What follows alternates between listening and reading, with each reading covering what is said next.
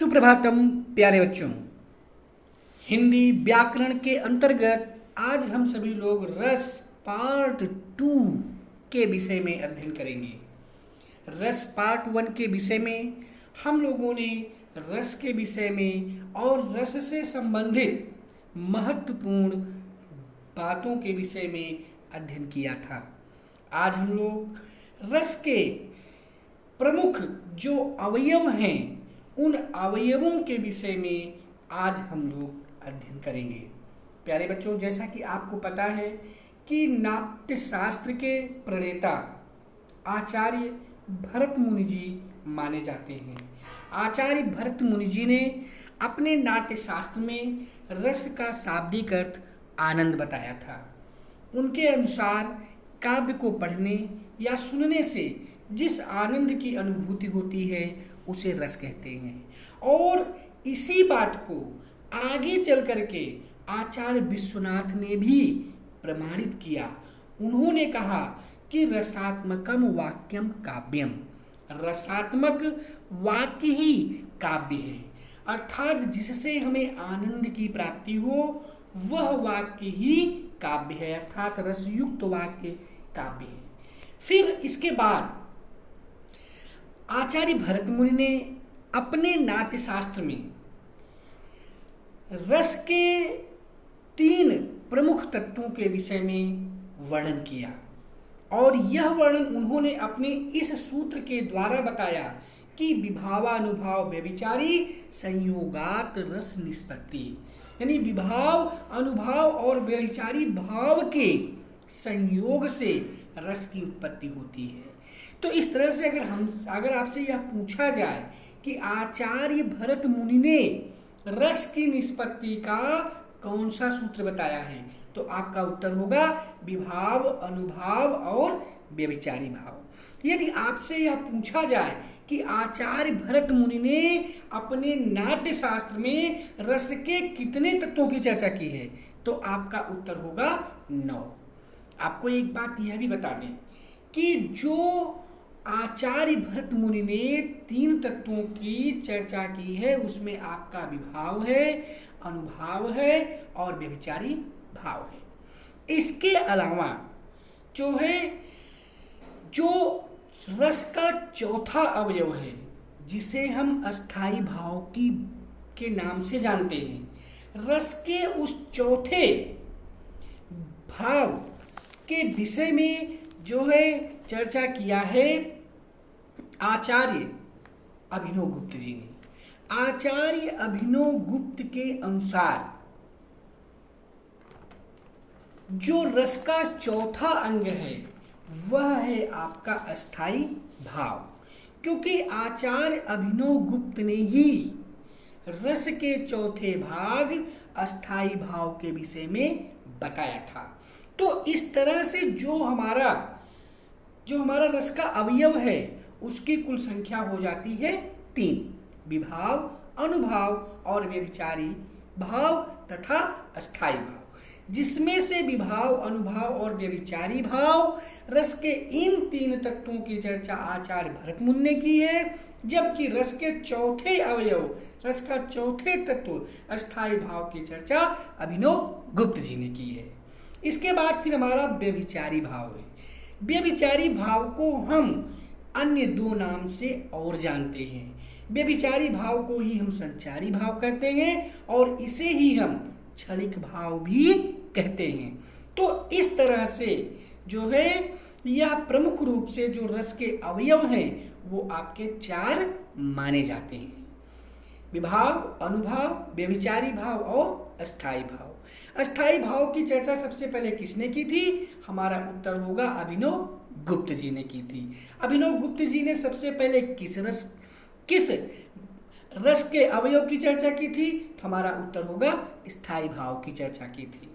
आचार्य भरत मुनि ने मूल रूप से रसों की संख्या कितनी बताई है? आचार्य भरत मुनि ने मूल रूप से रसों की संख्या 8 बताई है। वो 8 रस कौन कौन से हैं? श्रृंगार, हास्य, करुण, रौद्र, वीर, भयानक, विभत्स, अद्भुत। इस तरह से हमारा यह प्रश्न पूरा होता है। इसके बाद फिर हमारा प्रश्न यह बनता है कि जो यह अस्थाई भाव है, यह अस्थाई भाव है क्या? तो अस्थाई भाव मन में छिपा हुआ वह भाव है जो विभाव, अनुभाव और व्यभिचारी भाव के मिलने से रस की उत्पत्ति करता है और उसे हम अस्थाई भाव कहते हैं। यानी जो भाव व्यक्ति के मन में छिपा रहता है, जो विभाव, अनुभाव और व्यभिचारी भाव के मिलने से रस की उत्पत्ति करता है, अर्थात जो अस्थाई भाव है, यह मनुष्य के अंदर सुषुप्ता अवस्था में पड़े रहते हैं, अर्थात सोते रहते हैं और अनुकूल परिस्थिति उत्पन्न होने पर ये तुरंत प्रकट हो जाते हैं। तो इस तरह से आपका यह अस्थाई भाव है। इसके बाद फिर विभाव की बात करते हैं। विभाव भाव को जागृत करने का जो कारण होता है उसे हम कहते हैं विभाव। या यह वस्तु भी हो सकता है, यह साधन भी हो सकता है और यह भाव भी हो सकता है।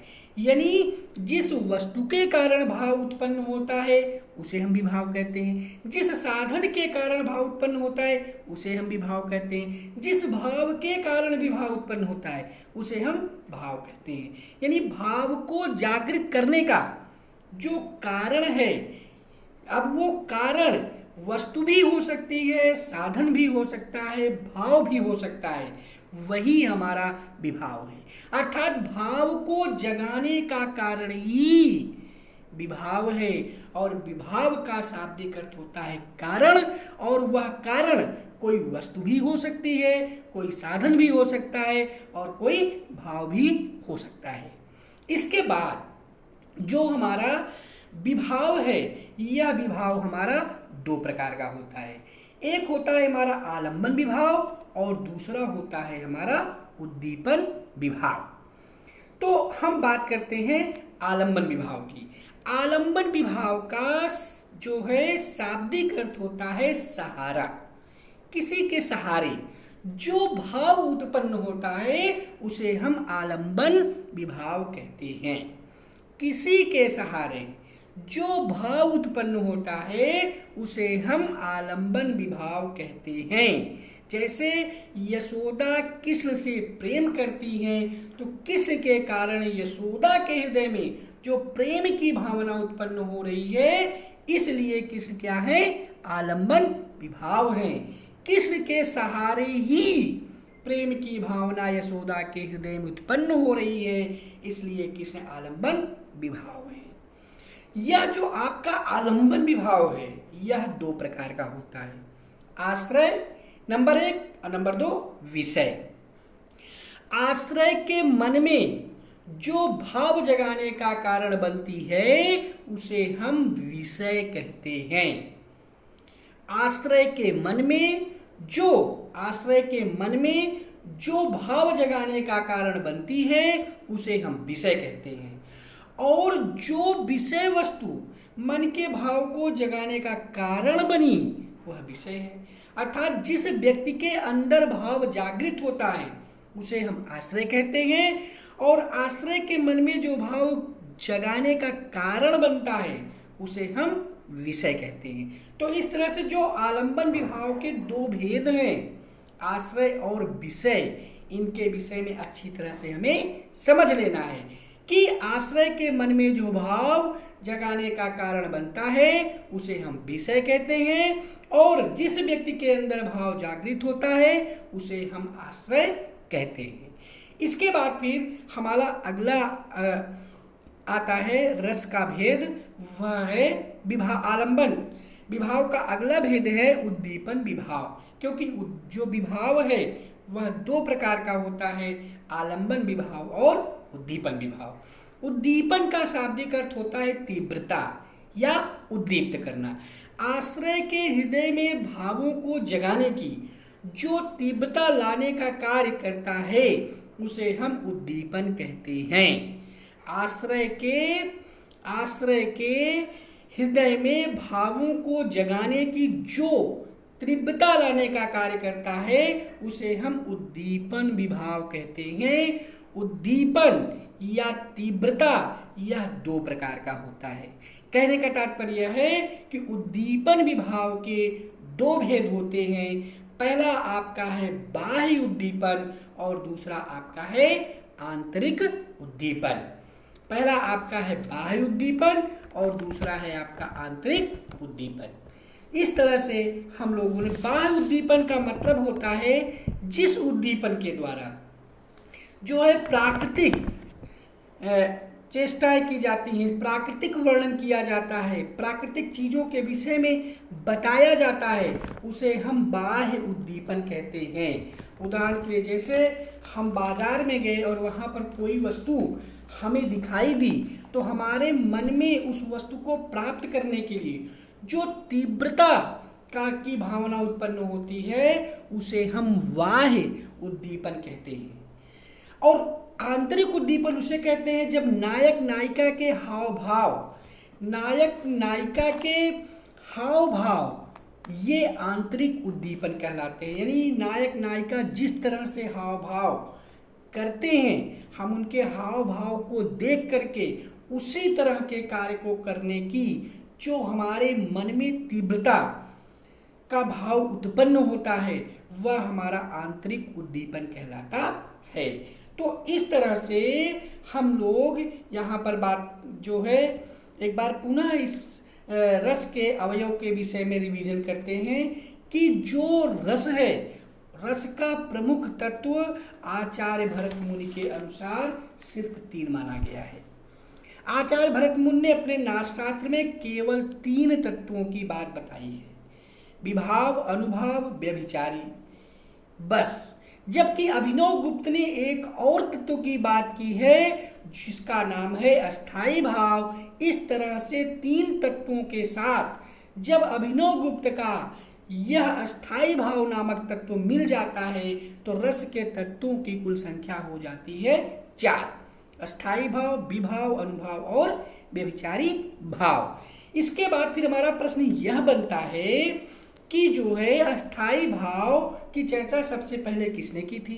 तो हमारा उत्तर होगा अभिनव गुप्त ने की थी। आचार्य भरत मुनि ने रस निष्पत्ति से संबंधित कौन सा सूत्र दिया था? हमारा उत्तर होगा विभावानुभाव व्यभिचारी भाव, व्यभिचारी संयोगात रस निष्पत्ति। आचार्य विश्वनाथ ने रस के संबंध में कौन सी परिभाषा दी है? आचार्य विश्वनाथ ने रस के संबंध में परिभाषा दी है रसात्मकम वाक्यम काव्यम। काव्य की आत्मा किसे माना जाता है? उत्तर होता है रस को काव्य की आत्मा माना जाता है। काव्य का प्राण तत्व किसे कहा जाता है? हमारा उत्तर होगा रस को ही काव्य का प्राण तत्व माना जाता है। इसके बाद अस्थाई भाव क्या है? अस्थाई भाव हमारे अंतःकरण में सुषुप्ता अवस्था में पड़े वे भाव हैं जो अन्य भावों के मिलने के बाद जागृत होते हैं। अस्थाई भाव को रोका नहीं जा सकता, इन्हें दबाया नहीं जा सकता, ये अनुकूल परिस्थितियां मिलने पर स्वतः बाहर निकल जाती हैं। ये जो अस्थाई भाव हैं ये 9 होते हैं और इन्हीं 9 अस्थाई भाव के आधार पर 9 रस भी बनते हैं। अगला प्रश्न हमारा यह बनता है कि आचार्य भरत मुनि ने नाट्य शास्त्र में कितने अस्थाई भावों की चर्चा की है? तो उत्तर होगा आचार्य भरत मुनि ने अपने नाट्य शास्त्र में 8 अस्थाई भावों की चर्चा की है और उन्हीं 8 अस्थाई भावों के आधार पर उन्होंने 8 रसों की भी बात की है। इसके बाद हमारा अगला प्रश्न यह बनता है कि अस्थाई भाव की सबसे पहले चर्चा किसने की थी? तो अभिनव गुप्त जी ने एक अस्थाई भाव नामक रस के अवयव की बात की थी। इस तरह से भरत मुनि ने 8 रसों की बात की थी। तो अभिनव गुप्त ने अस्थाई भाव की बात की थी ना कि रस की। हमें ये इस बात को ध्यान देना है कि अभिनव गुप्त ने सिर्फ अस्थाई भाव की बात की थी, रस की बात उन्होंने नहीं की थी। अगर यह पूछा जाए प्रश्न कि अभिनव गुप्त ने किस रस के विषय में चर्चा की है तो आपका उत्तर वहां पर होगा कि अभिनव गुप्त ने किसी भी रस के विषय में चर्चा नहीं की है। अपितु अभिनव गुप्त ने अस्थाई भाव के विषय में चर्चा की है। उद्भट जी ने किस नए रस की बात की थी? तो हमारा उत्तर होगा कि उद्भट जी ने एक नए रस की बात की थी और वह नया रस है नौवां रस, शांत रस। यानी शांत रस की सबसे पहले चर्चा किसने की थी? तो हमारा उत्तर होगा शांत रस की चर्चा सबसे पहले उद्भट जी ने की थी। नौवां रस कौन सा रस माना जाता है? तो हमारा उत्तर होगा शांत रस को हम नौवां रस मानते हैं। फिर हमारा अगला प्रश्न यह बनता है कि विभाव किसे कहते हैं? भाव को जागृत करने का जो कारण है या जो वस्तु है या जो साधन है वही विभाव है। एक बार फिर से ध्यान से सुन लीजिएगा आप लोग कि विभाव क्या है। भाव को जागृत करने का जो कारण है या जो वस्तु है या जो साधन है वही विभाव है। भाव को जगाने का कारण ही विभाव है। विभाव का शाब्दिक अर्थ कारण होता है। अगर आपसे यह प्रश्न पूछा जाए कि विभाव का शाब्दिक अर्थ क्या होता है तो आपका उत्तर होगा कि विभाव का शाब्दिक अर्थ कारण होता है। कारण का क्या अर्थ होता है? तो कारण का अर्थ है वस्तु से, साधन से, भाव से।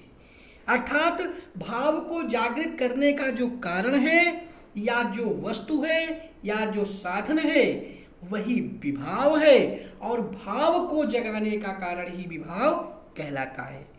विभाव का शाब्दिक अर्थ कारण होता है। कारण का अर्थ है वस्तु, साधन, भाव। अर्थात जिस वस्तु के द्वारा या जिस साधन के द्वारा या जिस भाव के द्वारा भाव को जगाया जाता है उसे हम विभाव कहते हैं। विभाव के दो भेद होते हैं, आलंबन विभाव और उद्दीपन विभाव। आलंबन विभाव का शाब्दिक अर्थ होता है सहारा, यानी जिसके सहारे कोई भाव किसी व्यक्ति के मन में उत्पन्न होता है उसे हम आलंबन विभाव कहते हैं। जैसे राधा कृष्ण से प्रेम करती हैं तो राधा के मन में प्रेम की भावना उत्पन्न होने के सहारे कौन है? कृष्ण। यानी कृष्ण के सहारे राधा के हृदय में प्रेम की भावना उत्पन्न हो रही है, इसलिए कृष्ण क्या है? आलंबन है। अब जो यह आलंबन है, यह आलंबन दो प्रकार का होता है।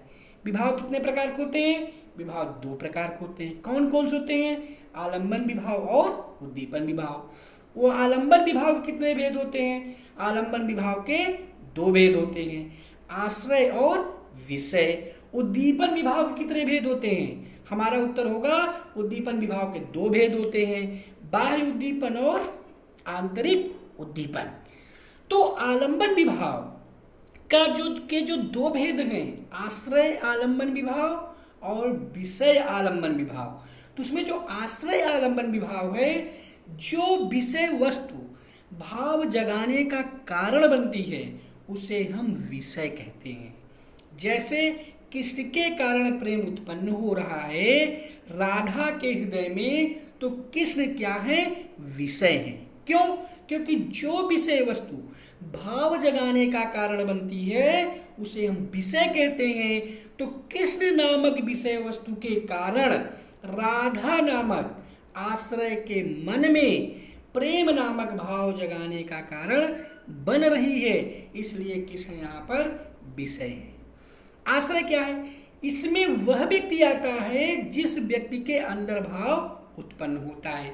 जैसे राधा कृष्ण से प्रेम करती हैं तो कृष्ण विषय हैं, क्योंकि कौन प्रेम करता है? राधा प्रेम करती हैं। तो यहाँ पर राधा के अंदर प्रेम की भावना जो उत्पन्न हो रही है, इस कारण से राधा यहाँ पर आश्रय है।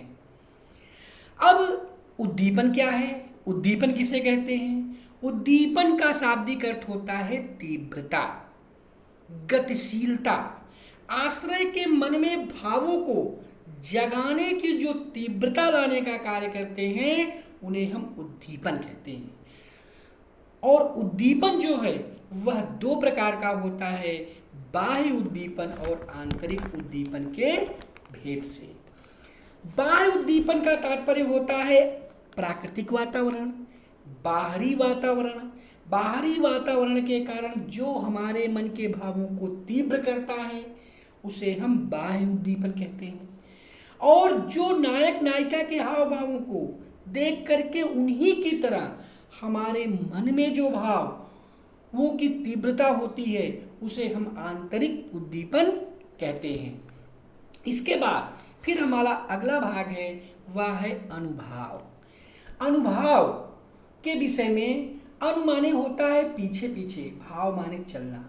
भाव के पीछे पीछे चलना ही हमारा कहलाता है अनुभाव। अर्थात अस्थाई भाव को व्यक्त करने वाली आश्रय की चेष्टाएं अनुभाव कहलाती हैं। अस्थाई भाव को व्यक्त करने वाली आश्रय की चेष्टाएं अनुभाव कहलाती हैं। अर्थात आश्रय के मन में जगाने वाली विभिन्न प्रकार की चेष्टाएं ही अनुभाव कहलाती हैं। जो अनुभाव है वह 4 प्रकार का होता है। आंगिक अनुभाव, जिसे हम कायिक अनुभाव कहते हैं या शारीरिक अनुभाव भी कहते हैं। आंगिक अनुभाव को हम क्या क्या कहते हैं? कायिक अनुभाव और शारीरिक अनुभाव। वाचिक अनुभाव, जिसे हम बोलते हैं वाणी के द्वारा। आहार्य अनुभाव का मतलब होता है विशेष भूषा से। और सात्विक अनुभाव, सात्विक अनुभाव हम उसे कहते हैं जो अनुभाव अपने आप उत्पन्न होते हैं, इन्हें सात्विक अनुभाव कहते हैं। यानी जो अनुभाव है, अनुभाव के कितने भेद होते हैं? 4 भेद होते हैं। आंगिक अनुभाव, जिसे हम कायिक अनुभाव कहते हैं या शारीरिक अनुभाव।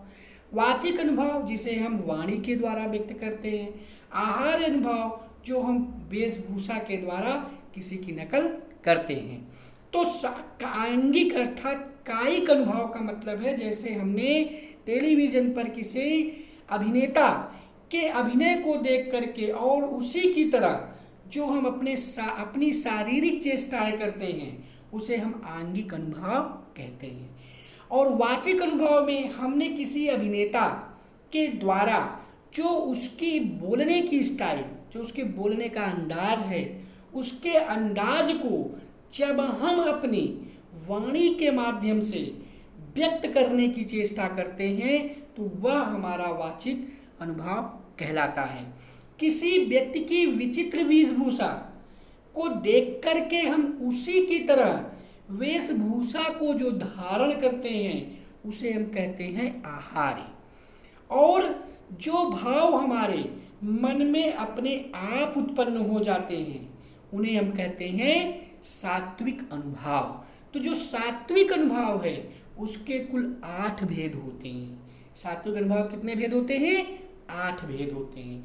कौन कौन से वो 8 भेद हैं? स्तंभ, स्वेद, रोमांच, स्वरभंग, बेपथ, बेपथ माने होता है कंपन इत्यादि चेष्टाएं। ये जो सात्विक अनुभाव है इसके कितने जो है चेष्टाएं होती हैं? 8। तो इस तरह से अनुभाव के अंतर्गत हमारा प्रश्न यह बनता है कि अनुभाव किसे कहते हैं? अस्थाई भाव को व्यक्त करने वाले आश्रय की चेष्टाओं को हम अनुभाव कहते हैं। अर्थात आश्रय के मन में जगाने वाली विभिन्न प्रकार की चेष्टाएं ही अनुभाव कहलाती हैं। फिर हमारा प्रश्न बनता है कि अनुभाव के कितने भेद होते हैं? उत्तर हमारा है 4 भेद होते हैं। आंगिक अनुभाव, वाचिक अनुभाव, आहार्य अनुभाव और सात्विक अनुभाव। आंगिक अनुभाव को और किन नामों से जाना जाता है?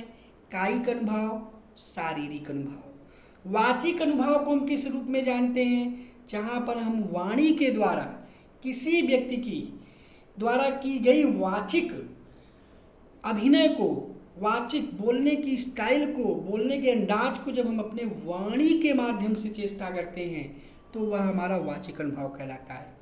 इसके बाद आहार अनुभाव या वेशभूषा से संबंधित होता है। सात्विक अनुभाव, ये अनुभाव ऐसे होते हैं जो अपने आप ही हमारे मन में उत्पन्न होते हैं। सात्विक अनुभाव की कुल संख्या कितनी है? हमारा उत्तर होगा सात्विक अनुभाव की कुल संख्या 8 है। इसके बाद फिर हमारा अंतिम भाव आता है, रस का अंतिम अवयव आता है जिसका नाम है व्यभिचारी भाव। व्यभिचारी भाव को दो और नामों से जाना जाता है, संचारी भाव और क्षणिक भाव। इसके बाद इसमें जो आपका है संचारी भाव, उसे ही हम व्यभिचारी भाव भी कहते हैं और उसे ही हम क्षणिक भाव कहते हैं। यानी वे भाव जो अस्थाई भाव के संगी साथी बनकर उनके साथ विचरण करते हैं और उन्हें पुष्ट करते हैं, उन्हें ही व्यभिचारी भाव कहा जाता है।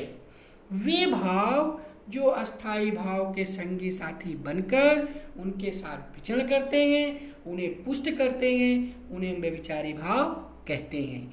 ये किसी एक अस्थाई भाव के मित्र ना होकर अवसर के अनुकूल अनेक अस्थाई भावों का साथ देते हैं, इसलिए इन्हें एक ओर संचारी तो दूसरी ओर व्यभिचारी भाव कहा जाता है। अर्थात एक से अधिक के साथ रमण करने वाला कहा जाता है, इसलिए ये अस्थाई ना होकर क्षणिक होते हैं, इनकी स्वतंत्र सत्ता नहीं होती है। संचारी भाव को एक बार फिर से समझ लीजिए आप लोग कि संचारी भाव वे भाव हैं जो अस्थाई भावों के संगी साथी बनकर उनके साथ रहते हैं, उन्हें पुष्ट करते हैं, उन्हें व्यभिचारी भाव कहा जाता है।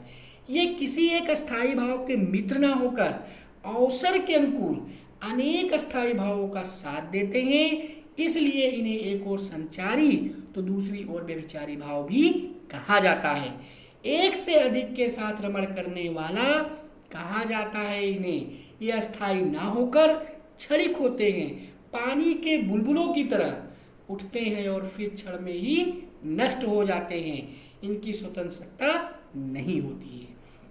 तो इस तरह से सर्वप्रथम 10 शब्द का प्रयोग किसने किया है? आचार्य भरत मुनि ने। नाट्य शास्त्र को पंचम वेद किसने कहा है? आचार्य भरत मुनि ने। वह कौन सा रस है जिसका नाट्य शास्त्र में वर्णन नहीं किया गया है? शांत रस है। नाट्य शास्त्र में कितने भावों की बात कही गई है? 3 भावों की बात कही गई है। अनुभाव के कितने भेद होते हैं? अनुभाव के 4 भेद होते हैं, आंगिक अनुभाव, वाचिक अनुभाव, आहार्य अनुभाव और सात्विक अनुभाव। सात्विक अनुभाव के कितने भेद होते हैं? सात्विक अनुभाव के 8 भेद होते हैं, स्तंभ, स्वेद, रोमांच, स्वरभंग, वेफत इत्यादि चेष्टाएं।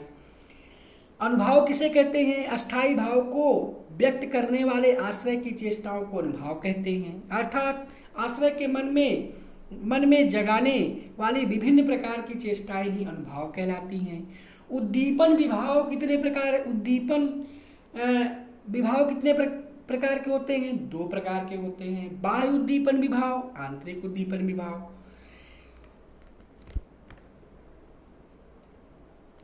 आलंबन विभाव कितने प्रकार के होते हैं? आलंबन विभाव 2 प्रकार के होते हैं, आश्रय आलंबन विभाव और विषय आलंबन विभाव।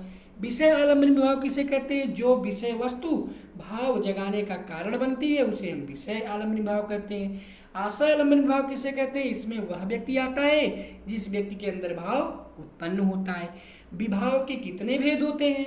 विभाव के 2 भेद होते हैं। कौन कौन से होते हैं? आलंबन विभाव और उद्दीपन विभाव।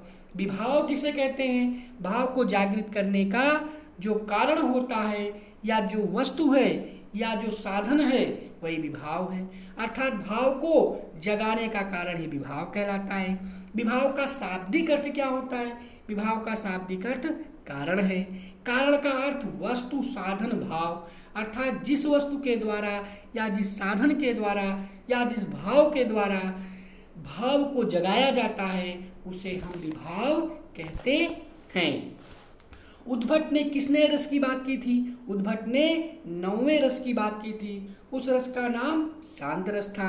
आचार्य भरत मुनि ने स्थायी भाव संख्या कितनी बताई है? 8 बताई है। आचार्य भरत मुनि ने रसों की संख्या कितनी बताई है? 8 बताई है। अभिनव गुप्त ने रस के किस अवयव की बात की है? अभिनव गुप्त ने रस के अस्थाई भाव अवयव की बात की है। अस्थाई भाव कैसे होते हैं? यह हमारे अंतःकरण में सुषुप्ता अवस्था में पड़े होते हैं और अनुकूल परिस्थिति प्राप्त होने पर ये बाहर निकल आते हैं। इस तरह से मूल रूप से अस्थाई भाव कितने होते हैं? 9 होते हैं। इन्हीं के आधार पर 9 रस होते हैं। आचार्य भरतमुनि ने रस के अवयव से संबंधित कौन सा सूत्र दिया है? विभाव अनुभाव व्यभिचारी भाव संयोगात रस निष्पत्ति। तो इस तरह से प्यारे बच्चों हम लोगों ने रस, हिंदी व्याकरण के अंतर्गत आने वाले रस के पार्ट 2 के विषय में अध्ययन किया। इसके पार्ट 3 के विषय में हम लोग अध्ययन करेंगे अपने अगले वीडियो में। तब तक के लिए जय भारत, जय हिंदी, नमस्कार।